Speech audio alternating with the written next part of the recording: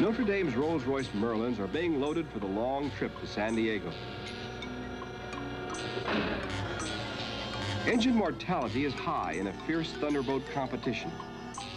That's not hard to understand when you remember that these engines were designed to turn 2,800 RPMs in an airplane, while in a hydro, they're expected to turn 4,000.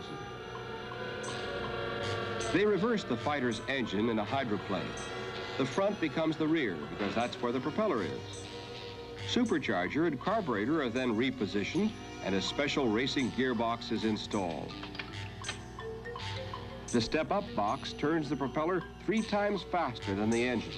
At 4,000 engine RPM, the prop turns 12,000. And when the hull lifts out of the water so that the prop spins free, watch it. The whole engine's likely to disintegrate, like this one. That's why a successful hydro is really a tribute to a crew who change engines faster and more often than they'll change shirts.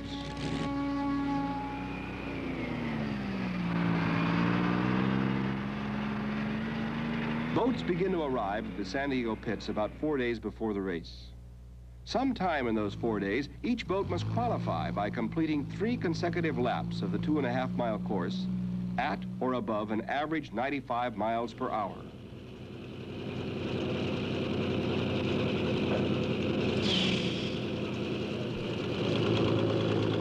The Notre Dame crew sets to work right away. All the tools and parts that were so carefully packed in Seattle are now unloaded and ready for use. By the end of the next 5 days, Notre Dame's crewmen will feel like they performed this operation 1,000 times. But not a man will complain, because this is the big one. This is the Gold Cup race. The race they've aimed at since the first piece of lumber was cut for the Notre Dame's hull. Sure, there were other races, and they've done well. Notre Dame stands 4th in the national high point standing and is a consistent front-runner. But the Gold Cup's the important one. And Notre Dame's crew, owner, and driver want that cup more than any other. To get it, they'll have to race Notre Dame 60 miles around Mission Bay and finish faster than a dozen other boats with the same ambition.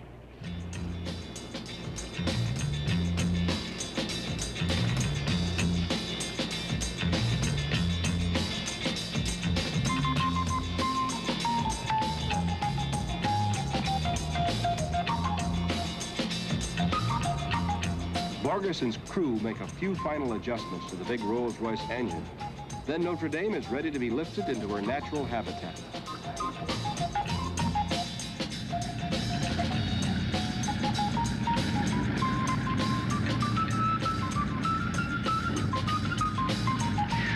Once on the race course, much of Notre Dame's success depends on her driver. Blake Borgerson is no newcomer to the sport. He was racing outboards when he was 9 years old. Since then, he's tried his hand at just about every kind of water racer there is. Outboards, limited inboards of all descriptions, and now U-Hydro.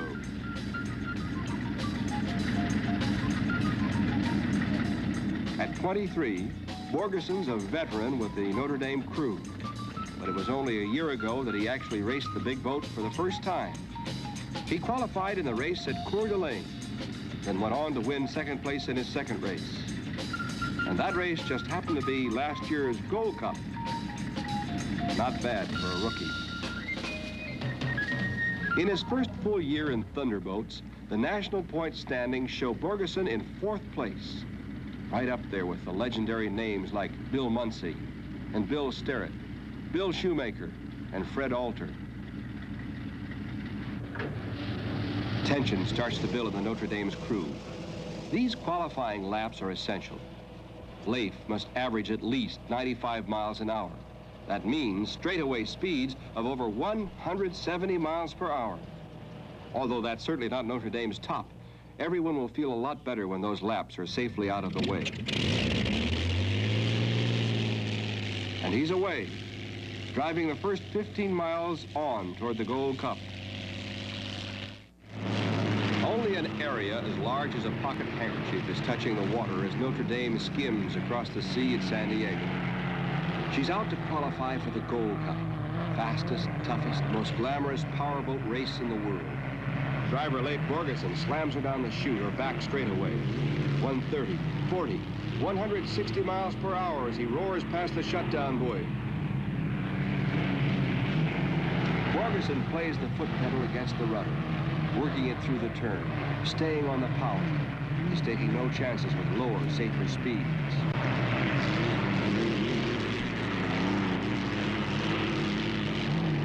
Other boats thunder out of the pits for their practice and qualifying laps.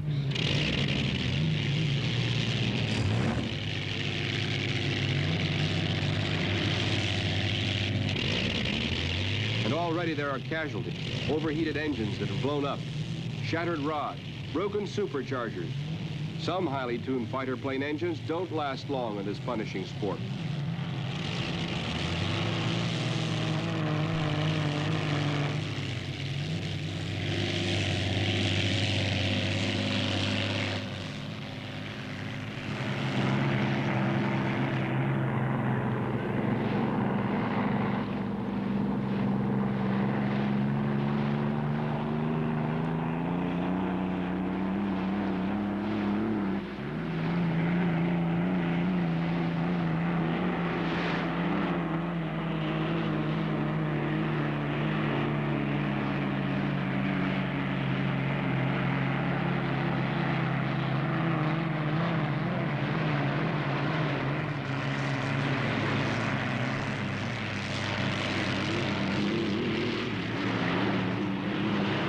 Notre Dame completes her third and last qualifying lap with an average speed of 113.164 miles per hour, well above what she needs.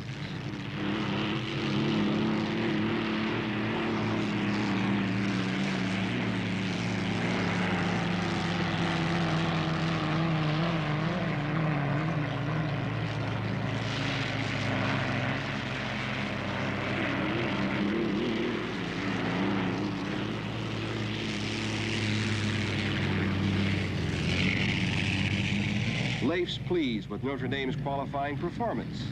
The engine ran perfectly, but even so, the crew will take it out to be completely inspected. In its place, they'll install one of the 5 other engines they've brought with them. The rotation of engines and constant reservicing goes on throughout every race. Borgeson's job for the day has just begun. Now his training as a mechanic comes into play as the crew crowds around him for a complete debriefing. They want every detail of the Thunderboat's performance. Everything that doesn't sound just right is checked immediately. Bob Miller drove the second heat.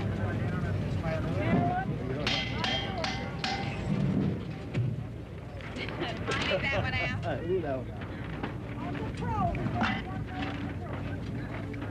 Notre Dame's crewmen are engaged in the ticklish business of filling bottles of nitrous oxide. Under high pressure, this laughing gas is injected into the boat's fuel system to add extra super cold oxygen to the fuel mixture.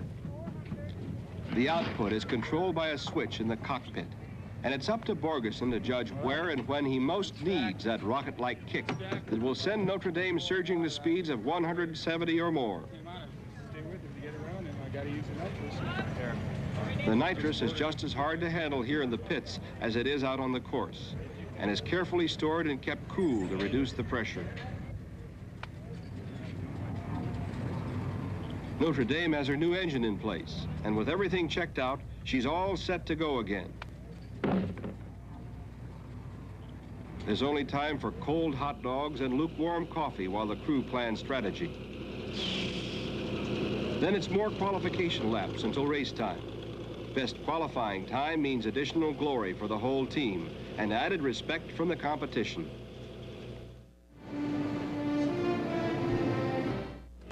Excitement builds on the beach at San Diego as crowds gather for the spectacle of the American Powerboat Association Gold Cup race. All right, we're going now for 3A again. 3A.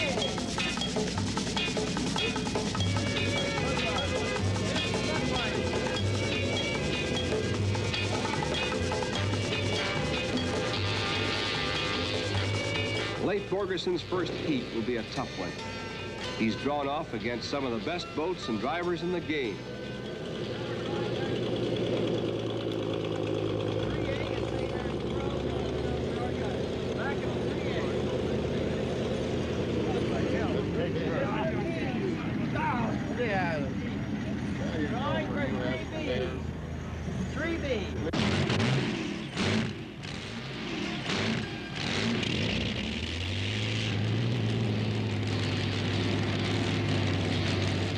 Notre Dame's owner, Shirley Mendelson McDonald, wants a gold cup this afternoon to match the one earned by her father's Notre Dame back in 1937.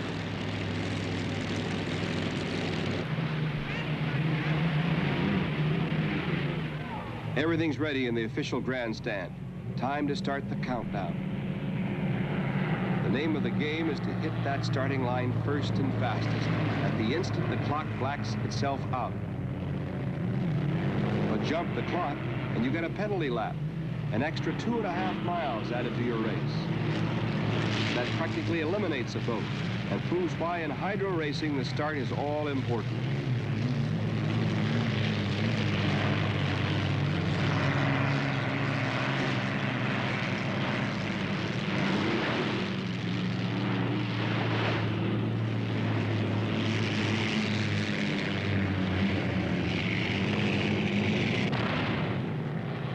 It's a good start.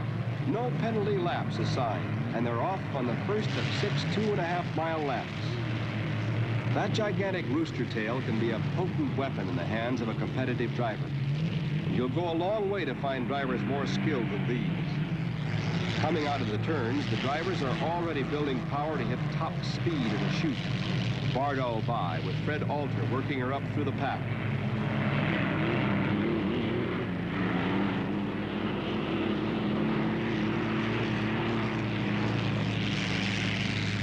Leif Borgerson is doing well, and Notre Dame surges ahead, breaking free of the competitive weights.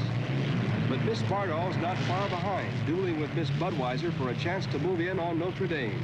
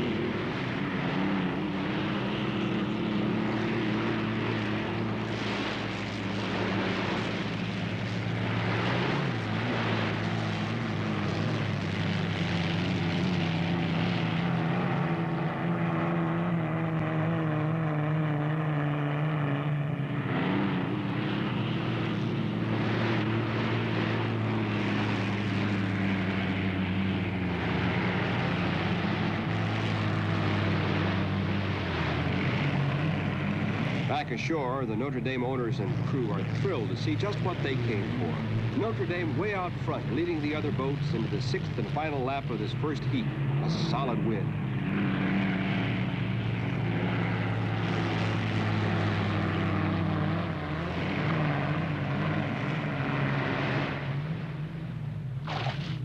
As Borgerson brings Notre Dame back to the pits, other boats leave for the next heat. Before the afternoon is over, Leif must drive another 30 miles in 2 more heats to secure for himself and Notre Dame a place in that 4th and final heat for the Gold Cup.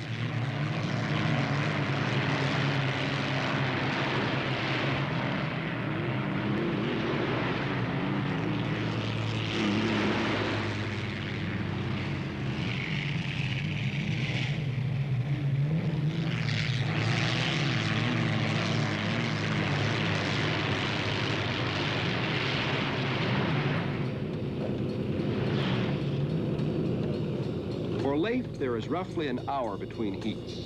Time for tension to build before he faces new competition. But for the crew, the time seems all too short as they race to get the old engine out, get a new one in and ready. The race isn't helped any when a nitrous oxide bottle overheats and blows.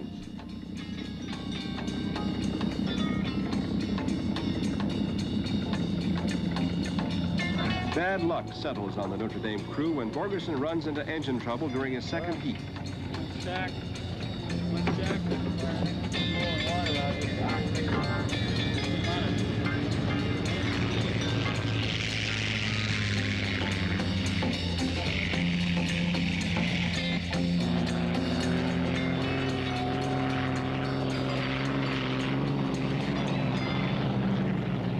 Now into the third heat, Borgerson desperately needs a win to earn him the points to qualify for the final heat, the big one that leads to the Gold Cup.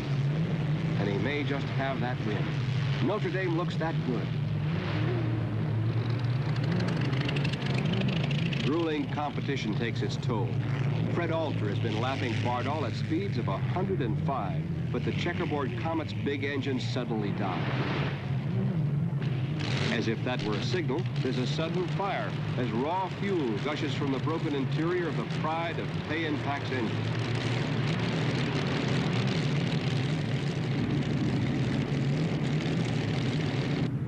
Then all the bad luck catches Notre Dame at one time. She goes dead in the water. No explanation. Fred Alter, Bill Muncy, Leif Borgerson. Their disappointment is keen. They had pushed their machines and each other to speeds of 170 miles per hour and faster. Finally, something had to give.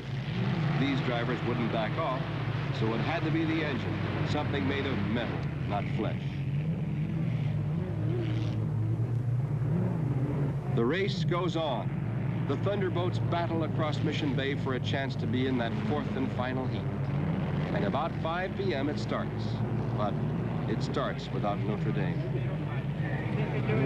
But there'll be other races, and Notre Dame will be back to continue a proud tradition.